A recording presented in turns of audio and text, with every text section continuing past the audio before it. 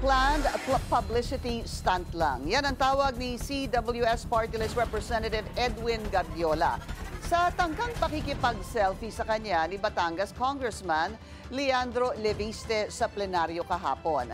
Sa kanyang pahayag sa social media, serious breach daw ito ng parliamentary decorum.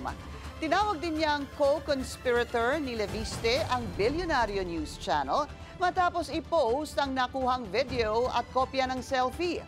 Pero tila singled out ang BNC dahil hindi lamang kami ang nakakuha, nag-post at nag-ere ng naturang insidente. Panawagan niya sa kapwa mambabatas at anyay media collaborators, respetuhin ang kamera. Una nang isiniwalat ni Leviste ang pagiging contractor ni Guardiola bago pa ito pinakasuhan ng ICI at DPWH sa Ombudsman. Tila pinaringgan din ni Leviste ang kapwa kongresista kahapon nang sabihing inuuna pa ang ethics case ni Cavite Congressman Kiko Barzaga kaysa kay Guardiola.